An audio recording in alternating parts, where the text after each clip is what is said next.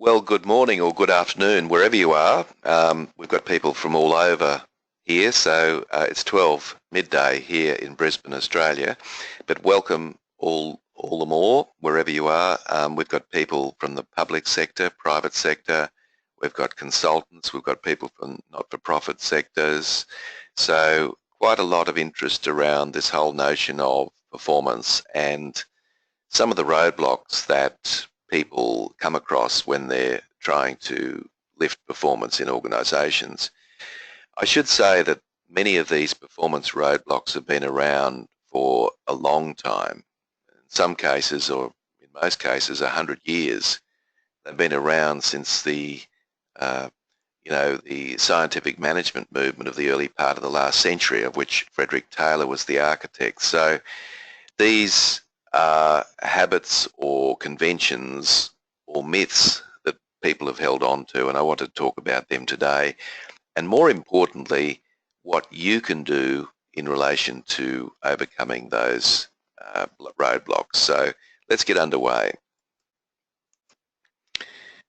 Essentially, there are three things that I'm hoping that you'll get out of the presentation, and when you have questions, could I ask you, if you haven't been or you're not familiar with this process, if you go to the right-hand side, you'll notice there's a little box, question box there. Could I ask you please to type in your question when you think of it? And the reason for that is that I can stop at any time during the presentation and address your question. And that way we keep it reasonably interactive. We can't just allow anybody to speak because we've got so many in the chat room today. So as soon as you've got a question, type it in and I'll try and deal with it as soon as possible, and I won't wait until the end. Three things we want to cover in this session, and this is and really this whole concept is around my new book, which has just been released, and the book really does look at this whole notion of performance in organisations. It looks at agility, how can we be more agile, and how can we get rid of some of these organisational barriers. So we'll look at how organisations are evaluated is the first step, and I'm very conscious of the fact we've got not-for-profits and public sector in this particular broadcast, so I'll try and address it around that as well. We'll look at what this concept of organisational agility looks like, because we hear it all the time, it's the buzzword, and what does it actually mean? And then, of course, we'll look at these 8 myths or these 8 roadblocks around performance and what you might do in order to remove those roadblocks. You may not be able to remove all 8, but even if you walked out of this particular broadcast with one really great idea about what you could do internally, or if you're a consultant, what you might do internally, that I think would be a good use of your time. So, with those 3 things in mind, this slide that is up now, you can see it's a model I put together about the way we can actually evaluate organisational performance. Now, there's a lot of business people that I talk to who say that the ultimate measure or evaluation of organisational performance is profit margin. And I guess in a sense they're probably right. But whether or not that profit margin is sustainable or not is a bigger question. So what I'm showing you on this screen is the evolution of thought that's gone into how we actually evaluate organisational performance. And you'll notice on the left-hand side, the very first way, this was about the mid 1900s, we looked at profit. Profit was the only indicator. Nothing else was taken into consideration. If the organisation, and of course in this case it was a business, was turning a profit, then it was performing. That was all that was required. It was a much simpler time, of course. And the very first movement that came in, and it wasn't so much that they challenged the idea of profit, but the very first movement that came in was the goal-driven model. And this movement was basically saying that organisations that are very successful have goals that they aim to achieve, and if they achieve those goals and they can measure themselves against those goals, then they're successful.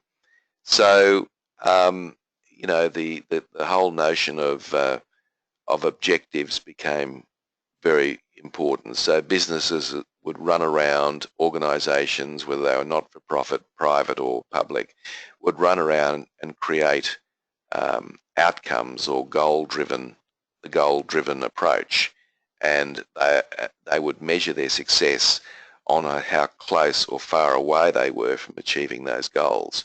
So each of these movements, as I go from left to right, is actually building on the previous school of thought. So profit was still important when goal-driven scholars came into play. So the end result was the critically important thing. How we got there was open to be negotiated. And then the next movement that came along was the systems model. Now, what the systems model was basically saying is that, hang on, organisations don't work in vacuums. They actually do interact with a whole bunch of stakeholders, both internal and external of the organisation. So, for example, organisations have suppliers, organisations have customers, organisations have stakeholders, organisations have all sorts of different organisations and people that they interact with. So the systems thinking approach was basically saying we need to make sure that all of those systems are taken into consideration when we're actually evaluating organisational performance. And that makes a lot of sense. And the systems thinking people didn't say, well, look, let's throw out goals, they're no good anymore. They were really just building on goals and saying organisations still should have goals, and if they're in the private sector, they should be aiming for a profit, but we should also measure the fact that they are interacting with a whole bunch of other variables. And from there, we got the process model, and the process model was very much aligned with the quality assurance movement, which became significant. And the quality assurance movement said that if we can create very clear, distinctive processes that are robust and rigorous, then the end result will take care of itself. So this movement was very much around, let's make sure we dot I's, cross T's. If we do that effectively, we will get a quality result at the end. And you can see that when you look at go back and look at the goal-driven model versus the process-driven model, they're both sort of at loggerheads, aren't they? One's talking about the outcome, the other one's talking about the process in order to achieve the outcome. So the process model didn't automatically say systems aren't important or goals aren't important. It's simply saying that let's make sure that we have robust, rigorous systems in place. And that's exactly what Frederick Taylor did on the Ford Motor Company assembly line. He basically made sure that there was one best way of doing everything. And as such, people were expected just to follow the system and success would occur. And the first service industry that took that on in a serious way, of course, was the McDonald's Corporation.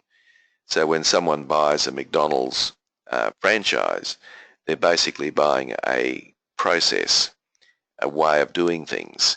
And so all I have to do is follow that and I'll be successful.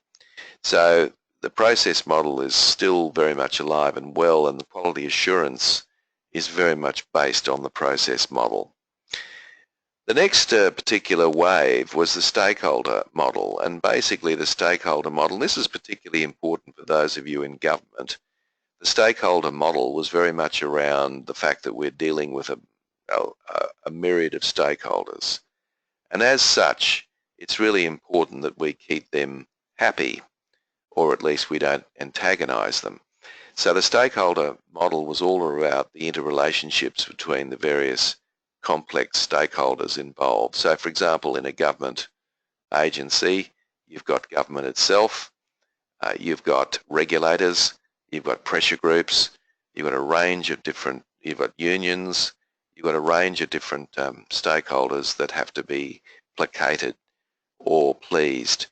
And if you do that, then the argument is that you're being quite successful in terms of your performance.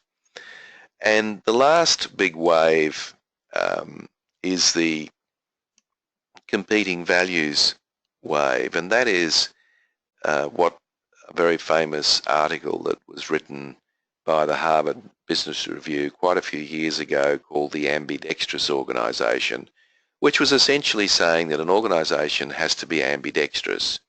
Ambidextrous is a great term because what it's saying is that on the one hand, it has to be agile, flexible, manoeuvrable, able to take advantage of new opportunities and changing circumstances. But on the other hand, it needs to be fairly regulated, process-driven, and so forth. So there's this dual competition in organisations to be both. And so it's a good model. It's actually arguing that, you know, an organisation can be both agile and regulatory at the same time. And I know that many of you in this broadcast who are working in government agencies would probably say that the regulatory hand is winning hands down and that the agile hand is not working anywhere near where we need it to work. So I think we've got a bit of work to do. So you could argue if you were measuring your organisational performance on the basis of the competing values model, you would actually argue that maybe we're not being that successful. Maybe we're not performing where we need to be because we've got the regulatory part organised, but we haven't got the other part organised. So that just gives you a little bit of a sort of perspective about where the organisational performance movement has come from. So now what I'd like to do is just talk about what I think is the next big wave, which we're right in the middle of, which of course is the agility movement, which I think is an offshoot of the competing models movement. So let's have a look at that. So what I've got here on the screen for you is on the left-hand side, you'll notice that there are 8 particular dimensions of organisational agility, and this comes from my book that's just been released, Performance Management for Agile Organisations. I won't bang on about it too much, of course. You're here to learn, but this does come from the book. And what I've done is I've tried to define how you might measure your organisational performance if you were going to take the agile approach to organisational performance. So if I just go around the circle very briefly, you'll get an idea, and you might like to think about your organisation and how it fares in each of these areas. So if we start at 12 o'clock on innovation, this is about getting a new way of doing something out into the marketplace as quickly as possible. So Apple was very successful in getting touchscreen technology out of the marketplace first, and they reaped enormous benefits from that. In fact, they took significant market share. Now, of course, everybody's doing it, but that's an example of being speed to market. And so it's probably applicable more for a private sector than it would be a public sector. But still, if a public sector or a not-for-profit was changing direction, how quickly could it do that in order to please its stakeholders? So innovation, processing and recovery, which are the 3 ones that I'm going to cover in a clockwise direction, are all to do with speed. So innovation is how quickly we can get our product to market or our service. Processing speed is how quickly can we process our client, customer, stakeholders' concerns. So when somebody contacts your organisation via email or phone or in person, however they do it, how quickly are you able to respond to their needs? Now, you know, the faster you can do that, the happier the customer will be, of course. But of course, you might say that there's a trade-off between how quickly we do it and quality. So we still want to make sure that we're dealing with things in a quality way. So processing speed. Now, this is significant challenge for large bureaucracies because you've got a number of competing forces inside the organisation, and that often slows down the rate of response, and that of course can disappoint at the very least the taxpayer or the consumer at the end. The third form of speed is recovery speed. This is a very interesting one. This is about the ability of an organisation to recover quickly when they make a mistake. So if an organisation makes a mistake, and we all make mistakes, and we can never foolproof ourselves from making mistakes, so it's far more liberating to say, look, you know what, we make mistakes. How quickly can we recover from our mistakes is the question for an agile organisation. And we all know that, and we've all been on the receiving end of mistakes. So we might go to a restaurant and our meal isn't what we wanted. It's how quickly the waiter or the person waiting on us, how quickly are they able to respond to our concerns about the meal will probably dictate whether we're happy or not. So most of us are fairly forgiving when organisations make mistakes, but only on the basis that we expect them to be able to fix that mistake reasonably quickly and it becomes a priority. The next one, number 4, is continuous improvement. How good is your organisation at being able to continuously improve the way you do things? A lot of organisations, in my view, struggle with this one. And, you know, the old adage that if it ain't broke, don't fix it, or this is the way we've always done it around here, tends to prevail in lots of organisations. So how can we challenge people to be constantly thinking of new and better ways of being able to do things? That has to be a dimension of agility.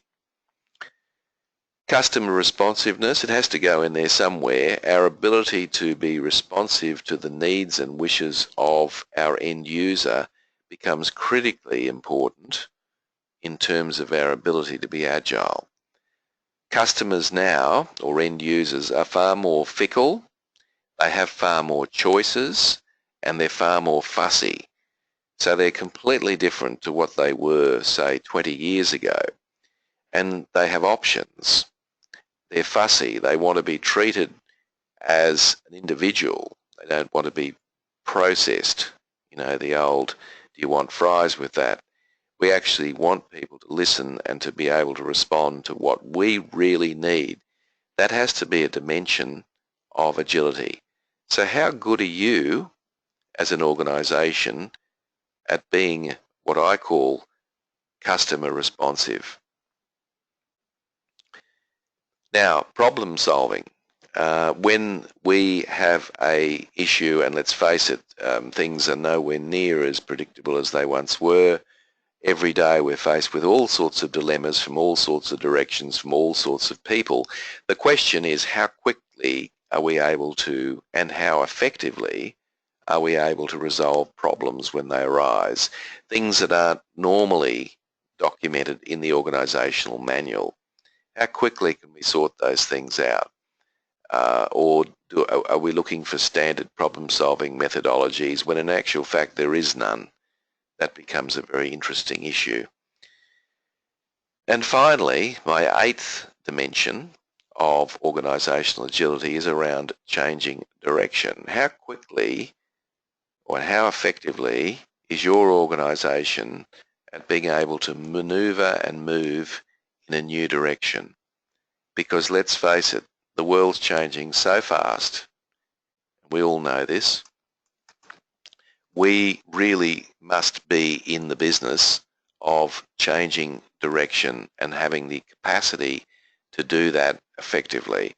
So that becomes critically important. And of course, all of these things are interrelated, and that's why the grey line is around each of them. And if you can actually work on one of those dimensions, you'll actually find that you'll get change in another dimension. So that's my definition of what performance looks like if we are an agile organisation. So guys, questions type them in because, as I said to you earlier, I'd like to deal with them as we go.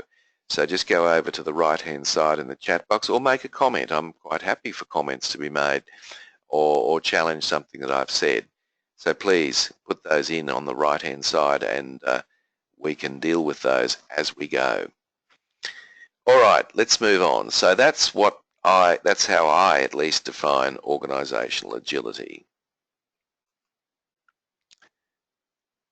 Now, what I want to do now, and it's coming up on your screen now, what I want to do now is look at these barriers or roadblocks that we've been talking about. And I want to challenge your thinking around some of these because some of these myths seem very, very real.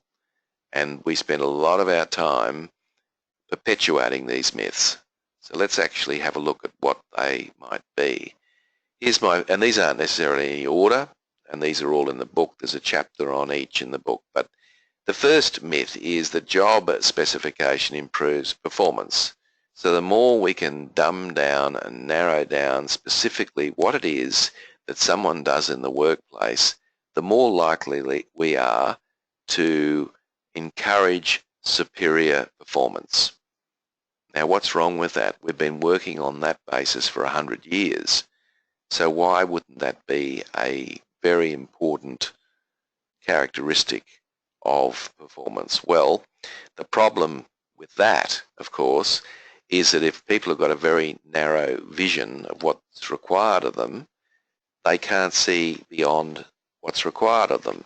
So if another department or another person wants something different or wants to challenge something that you're doing, the person with the narrow focus can't understand it. Worse still, they're not interested. Worse still, they don't care. Worse still, they actually go against sabotaging that particular need. So it's kind of like on an assembly line, if I'm putting the tires on the car, after I've fitted the 4 tires, the car moves on to getting spray painted or whatever happens next. I'm not in the slightest bit interested in what happens next because I've done my job. And this is a serious problem for organisations that want to be agile. So the question that I have is, so the problem in this sense is how do we actually overcome this problem? So how can we still maintain our specificity and still allow people to be appreciative and understanding of other particular roles in organisations? Well, one way of doing that is a skills matrix, which is what you're seeing on your screen right now, where you see over on the left-hand side, you write the team member's name down. It's very easy to do. And across the top, you'll notice 1 through 7, 8, so forth. What this represents there is the competencies that are required in order for the team to do their bundle of work. So these are all the things that somebody in the team has to do as a result of that team performing what it sets out to achieve. And you'll notice that there is some shading. So what it shows you is that the trainer, I'll go through, let's look at the white spaces first. The white spaces demonstrate those people who haven't been exposed to that skill. So these are people that have no clue how to actually do task 1 or 2 or whatever it is. So you can see there that Bill has had no exposure to tasks 1 and 2, nor has he had any exposure to tasks 8 and 9. Now the light grey area means that that person has started their training. So what's happened is they've received some training or coaching or instruction around how to do that job or that particular task. They're certainly not competent yet, but they're certainly on their way and they've started the process. Now the dark grey indicates those people who have actually demonstrated competency. So they can actually do that task on their own without supervision. And the black area are people who not only can do that job in a very effective way, they're also able to train other people in the team, because they've got good communication skills, they can also train other people on how to do that job. So what you've got there in front of you is a map of this team and where they're at in terms of their particular skills. Now, what's really exciting, and I've done this in blue collar, white collar, we've implemented this right across the board. What's exciting about this from your point of view, if you happen to be a leader, is that you can walk up to Joe, today's Friday, you can walk up to Joe and you can say, Joe, I really need you to spend some time with Bill, Harry, Sue and Kathy next week to try to at least get them up to begin their training on competency 2.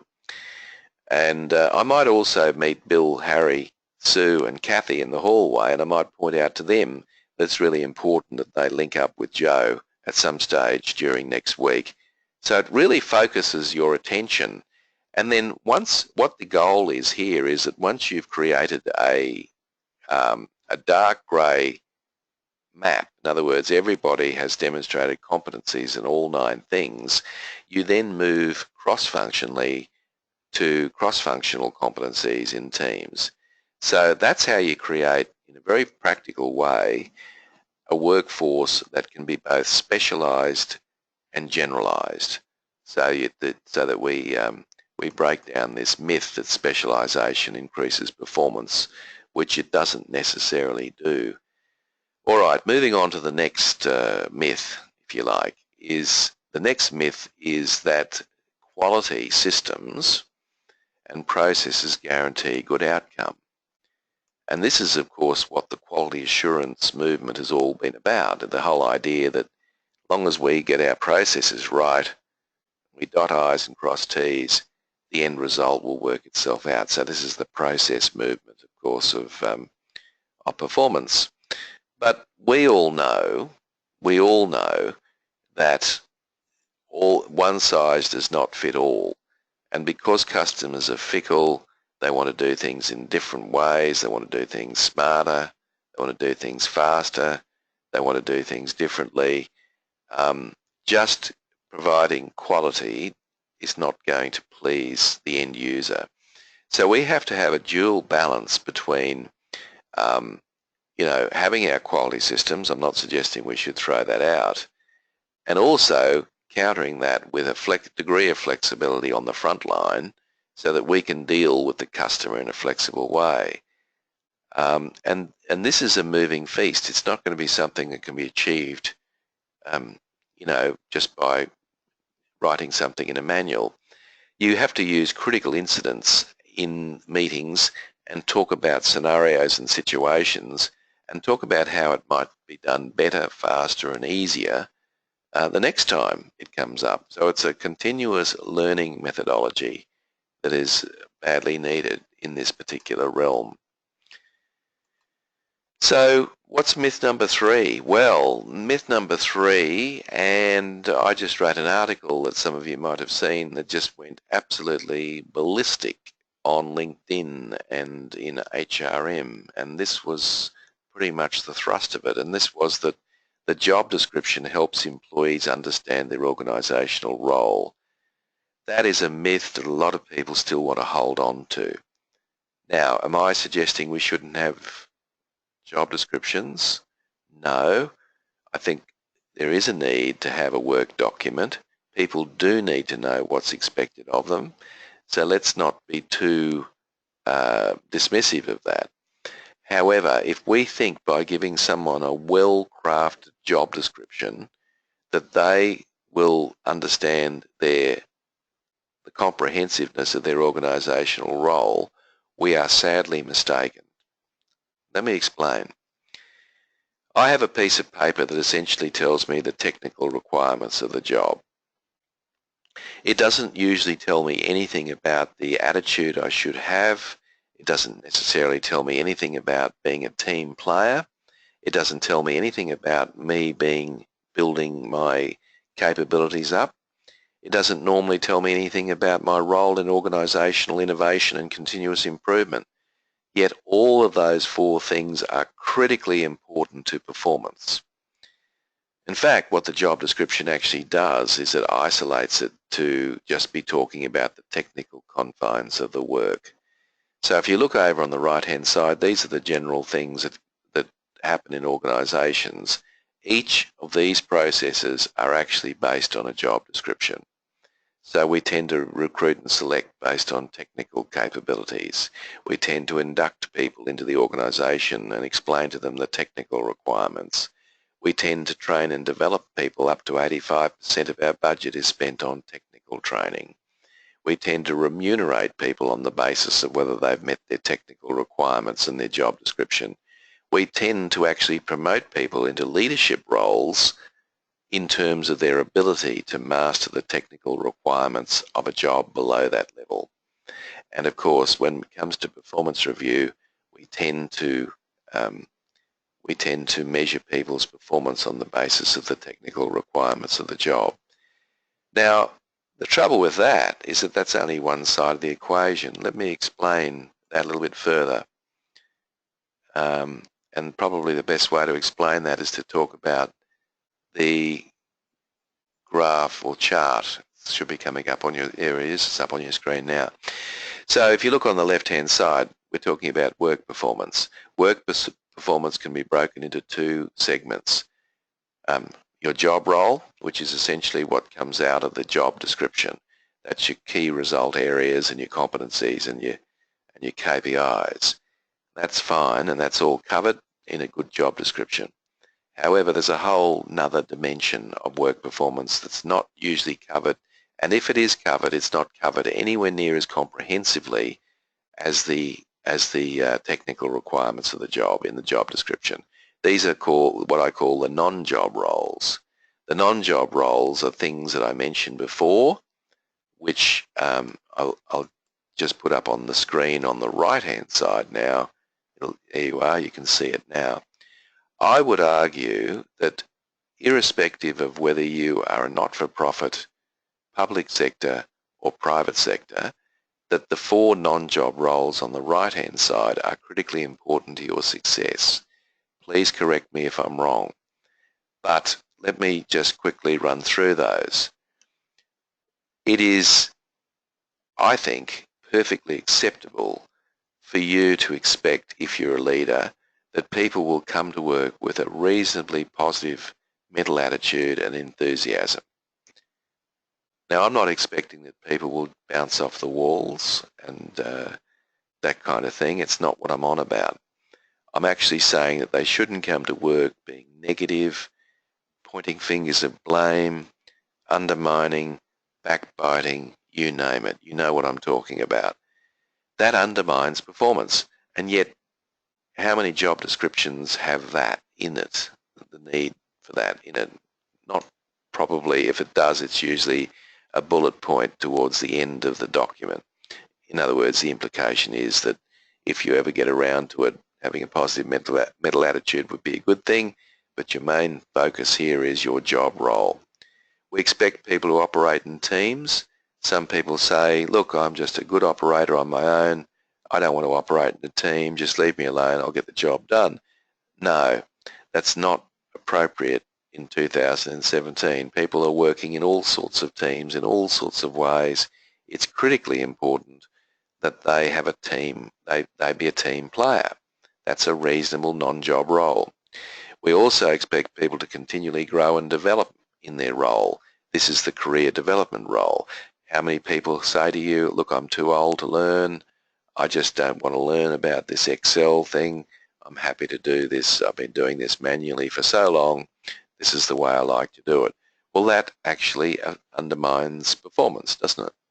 So we actually expect people to come to work wanting to grow and develop and learn, irrespective of their age. And finally, the innovator and continuous improvement role. We want people to bring their brains to work with them, not leave them in a paper bag, and come to work and look for ways and means of being more efficient and effective. So I don't think it's a big ask that we actually now start looking at non-job roles and start finding key performance indicators around those. I go into that in great detail in the book. So if you're interested in having a broader dimension and moving from a job focus to a performance focus, that's where you'll find information on that. Now, what's the next myth? Any questions, guys? If you've got questions or you want to make comments, please do so. I'm more than happy to accept those at any stage. Don't be shy. We have myth number 4, or roadblock number 4, whichever way you want to look at it, that a business, and when I say a business, I'm talking very much generically about the business of not-for-profit, the business for public and the business for private. A business is best organised around functions. Now, we've been living with this concept for just short of 100 years, that the bureaucracy was the great way of being able to resolve things. So when I go into an organisation, and I usually the first thing that the person in charge will thrust under my nose is an org chart. And the org chart is usually set up in a very functional way. You know exactly what I'm talking about, just like on the left-hand side. Operations is a silo, finances is a silo, marketing, human resources, whatever, and you've got the CEO at the top, and you've got managers underneath the CEO, and then you have a whole bunch of trees or branches, if you like, showing the interrelationship between people. And of course it's all structured around functions. Now, the functional model has weaknesses too. And of course one of the weaknesses of the functional model, which I'm sure you can guess, is that the people in marketing don't often talk to the people in human resources, or the people in finances often neglect the advice from the people in operations. So cross-functional communication is a really serious problem in a functional model. But there are other ways, of course, that we can look at organisations, and what a number of organisations have toyed with is the matrix model, and that is where you have still got the functions you can see on the left-hand side. You've still got the functions, so they haven't changed, but you've also got projects. So the projects actually transcend or go across each of the functions. So effectively what it means is that the individual has two bosses. They have their functional boss and they have their project boss. And therein lies the problem with this, is that because they've got two bosses, either the employee can choose who they listen to, or one of those bosses is competing against the other boss for time, effort, energy and priorities. So the functional models had a checkered history in organisations. Of course there are many organisations still using it, but that's the big weakness there. Now, of course all of these systems have weaknesses, so you know we've got to be constructively critical about any of them. Now the third popular form of organisation or structure in organisations is what we call the product model.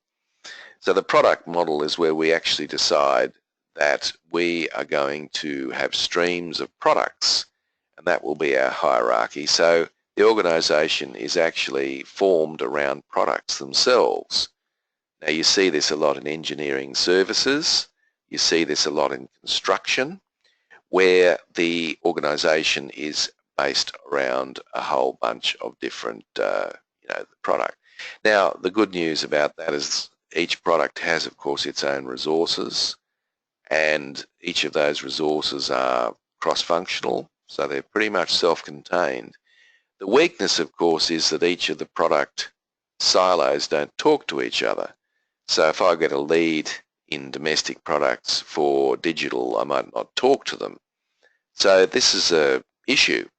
And if we want to create a new stream or a new product, there'll be enormous resistance from the other silos, because they understand full well that that will mean resource allocation, and it'll mean that people will be moving from that particular product line into the new department. So that has its weakness as well. Let me share with you an approach that I'm working on at the moment, which this is hot off the press again, it's very much around trying to negate those issues. So this is I call it a customer-centric model, and you'll notice that in the centre we have the customer in the centre. So it makes sense, doesn't it? Why wouldn't we have the end user right at the centre of everything? I mean, none of us in this broadcast doesn't have a customer, so why don't we put them in the centre? And then the series of concentric circles provides some idea about the layers that we have. So we have frontline dealing with customers. So we lump all the frontliners in there. And of course the operational people are providing the resources for the frontliners to do their job in order to be responsive to the needs of the end user. And then the next layer is some projects. So we have some cross-functional projects happening in this organisation. And you'll notice on the right-hand side, I've just put a couple of dot points around what some of those projects might be. So what about a culture improvement project team? What about a rewards and incentive project team? What about an innovation and continuous improvement team? And we've all got a safety team. That's a cross-functional team. Generally speaking, that works quite well. Why can't we expand that to other areas? A recruitment and selection team. How can we improve our processes in recruitment and selection, particularly if we're a rural organisation and it's hard to attract good people? What about our products and services development? How can we look at that? So we actually create project teams. And you'll notice the outer layer is strategic. So this is actually around the people who, this is the senior manager. The senior managers are there to oversee projects, operations, frontline, and of course the customer. So it takes away hierarchy. The dotted lines represent departments. I still acknowledge that functional departments may still be relevant. But you'll notice they're dotted lines, so they're not quite as prevalent as they might be in the functional model. So there's a thought, food for thought. You might like to have a play around with that in your own organisations, but I'm not suggesting it's the perfect answer, but it's certainly attempting to do things a little bit differently to what would normally be the case. So that becomes another approach. All right.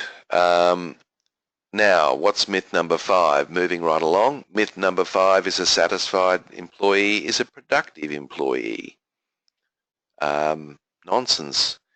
There's a lot of people who I'm sure who are members of country clubs who are quite satisfied. I'm not too sure they're very productive when they're inside those country clubs. Not that I'm a member of one, but I'd imagine it'd be pretty much sitting around reading newspapers, drinking coffee and having chit-chat.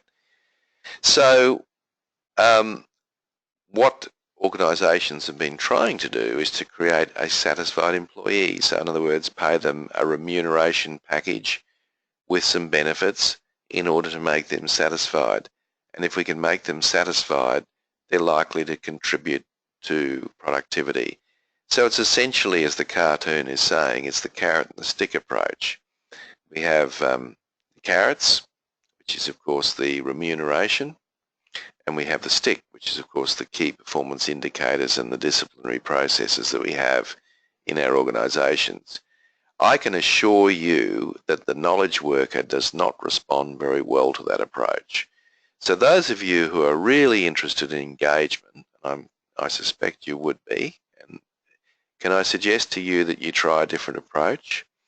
The carrot and the stick doesn't work very well. Research demonstrates that. Have a read of Dan Pink's book on Drive.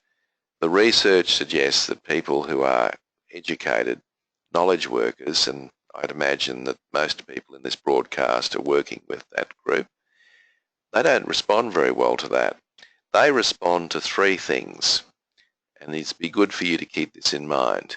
They respond to autonomy, and this is the concept of having a choice and a freedom of how they do things. They respond to mastery, the ability and capacity to improve their competency and capability, and they respond to purpose and understanding and clarity around where they're going and what they need to do, and understanding the line of sight between what they do and what the customer needs. So we need to rethink all this. Of course we've got to keep paying people. Of course we've got to keep giving people free massages and all the rest of it that we might actually think are appropriate to satisfy our employees. But let me tell you, they're not going to give you the sort of productive employee you're after. Some will respond well to that, but majority will just accept that and want something else. So how about we actually work on a different paradigm and look at what I mentioned: autonomy, mastery and purpose. Myth number 6 is that a loyal employee is an asset to a business. Actually, a loyal employee can be a huge impediment to your business. Somebody that's been there for 10 years or 20 years is pretty much invested in the way things are done around here, even to a point where they're quite resistant about doing anything new or different, because they're emotionally attached to what the business does. So they're very slow to change. And that's not a good thing. What we're really after is a committed employee, which is different to a loyal employee. People say, oh, I wish we had loyal employees. Well, get over it, because the key thing now is to start looking for committed employees.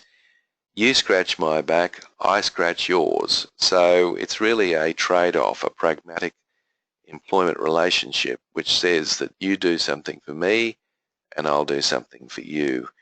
And the millennials respond really, really well to that. So, they might only spend less than 2 years in the workplace, but while they're there for those 2 years, they want to do a good job. Or, well, you want them to do a good job. So what you've got to try and do is give them some incentives to do that. Now, there's 3 things that John Meyer talks about in his commitment model. There's 3 ways of getting people to commit to the organisation. And you might well think about those. So those of you in the not-for-profit have got a huge advantage here. The not-for-profits can actually talk about a desire to stay. Now, a desire to stay means that I'm working towards a cause that I believe in. So if you can paint a picture of a cause, an altruistic motive, or something that you do that's critically important, you will find that people will respond really well to that. Now, so if you're not working in a not-for-profit, you've got to think, well, what's the end result? Why are we doing what we're doing? And how does that actually benefit the end user? And how can I articulate that in such a way that it makes it very... Of course, most people come into the public sector very idealistic, don't they? And they want to do a good job because they want to serve the community. It's a community service in the truest sense. And then that gets knocked out of you after a while. Second way is a cost of leaving. How can we make it difficult for people to leave in the sense that they will lose something? So what could somebody lose by leaving? Well, they could lose some sort of a financial benefit. They could lose perhaps friendships, camaraderie and fun. So how can we structure our workplace around a loss? I remember that when the mining boom in Queensland was in full cry, there were many people in councils or local government institutions who said to me privately that they didn't want to go and work for the mines, and I said, why not? And they said, well, I can earn twice as much, but I want to stay because we've got benefits here in the local government organisation I work with that the mines can't offer. That is a 9-day fortnight, good camaraderie and friendship, not huge amounts of pressure and so forth. So, a loyal employee is not the be-all and end-all. Myth number 7, so we're on the home stretch. Myth number 7 is a technically superior workplace is a pathway to high-performing business. Of course we want people to have technical skills. We want accountants that can add up. We want computer people can diagnose computers, all the rest. Of course we want all that. But that's not the pathway to high-performing businesses. A high-performing organisation is also developed in other ways. Now what you can see in front of you on your screen is you've got job-centred, person-centred and problem-centred. So there's 3 types of learning activities. There's job-centred learning, which is technical training. 85% of training that's done in today's workforce is job-centred. It's basically about how to help somebody become more equipped to do a better job technically. And you get a big return on investment then because you can see instantly whether or not that training has helped. But you've got a person-centred approach too, and this is the argument that if we work hard on the person and they become a better person, they will ultimately become a better employee. So the person-centred movement has been around for 25 years. Personal development might be another way of calling it. So there's a lot of organisations that probably spend a good, not a significant amount, but maybe up to 25% of their L&D budget around person-centred. And we have problem-centred. Problem-centred, for the life of me, I cannot understand why organisations aren't spending more money in how to resolve problems, because essentially that's critically important. Problem solving. So how do we teach people to be better problem solvers? Help them to make decisions. My argument is this, that if you spent 1/3 of your budget on job-centred training, 1/3 of your budget on person-centred training, and 1/3 of your budget on problem-centred training, you would do well. And that would make a big difference. At the moment, it's probably 85, maybe 25-0. That's traditionally what it's been. So if you're looking for a high-performing workplace, don't neglect person and problem-centred learning. Now, the final myth, and then we're done. So, just type in any questions that you might have, any comments you'd like to make. Always keen to hear what you have to say. Now, this myth says that management can't be trusted. Start again. Employees can't be trusted with sensitive information. Now, if we work on that basis, what does that mean? It means that we're not going to tell people things. We're going to have secret meetings. We're not going to tell employees the full story for fear that they might run off to the union, or they might go to our local paper here, the Courier Mail, which we call the Courier Mail test, whatever that is. So what happens is we don't tell them. The assumption being, of course, is that we can't trust you. Now, I mean, that's not lost on employees, by the way. They know that. And it probably doesn't lead to high productivity. So sometimes we've got to take a risk and take people into our confidence. Now, I call this the initiative paradox. So if you look on the left-hand side, you'll notice that at the top of the paradox, it's saying managers want initiative from employees, okay? If you're a manager or you're a leader, you want people to show initiative. And guess what? Employees want to display initiative. So everybody's on the same page to start with. And then what happens is this. So a manager will sit down and say, I want you to show initiative. And the employees are sitting there and they're saying to themselves, I'm not convinced. I don't believe this. I don't believe it's true. So they do nothing. And then the leader notices this and he or she says, right, there's a void there. I'm just going to have to fill it. So the manager goes in and fills the void and then thinks to themselves, employees aren't really interested in showing initiative. And guess what? The employees are sitting there thinking, you know what? The manager's really not interested in us showing initiative. If he or she really was, they wouldn't have dived in and fill that void. So this is what we call the initiative paradox.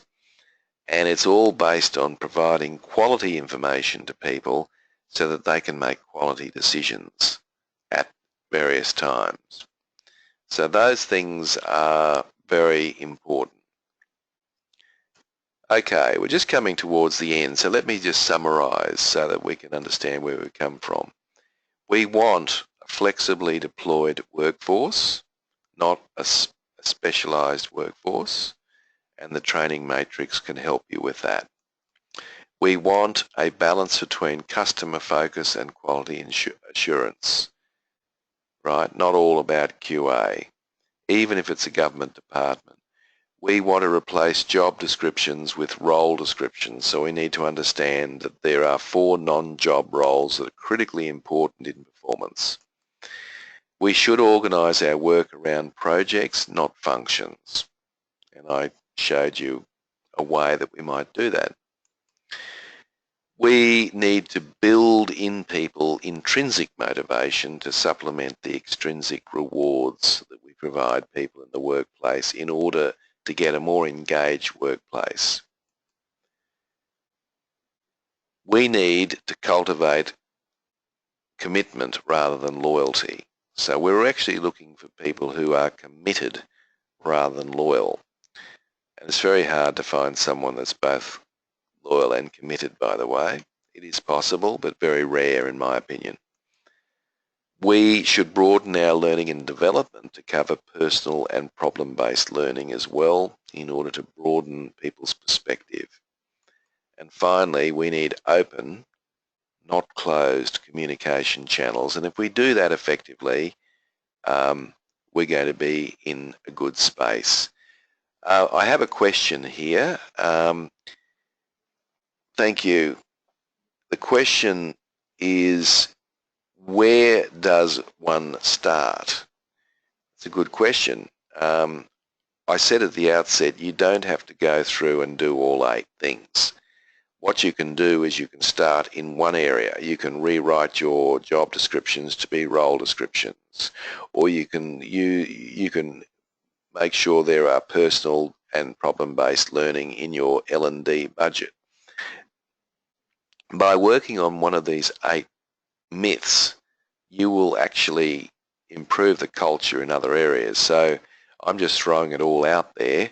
It looks overwhelming, and I can understand the premise of your question, but I think the important thing is that you just start somewhere, and you just start wherever is easiest, low-hanging fruit, if you like, and you basically get some results, and by doing that, you'll create the right environment.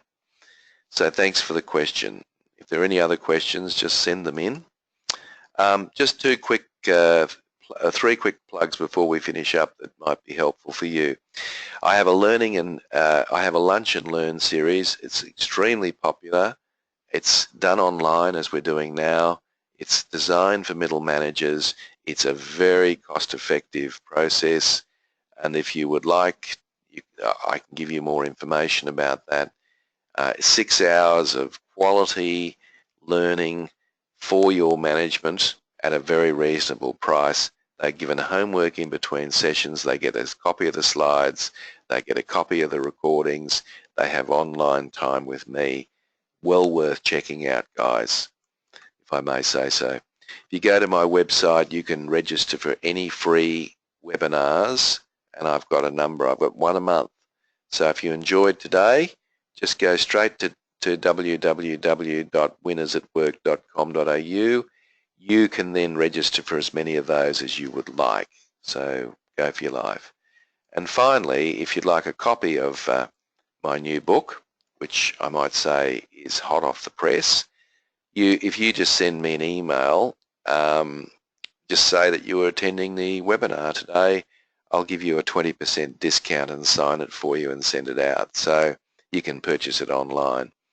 So just let me know and I'll organise that for you.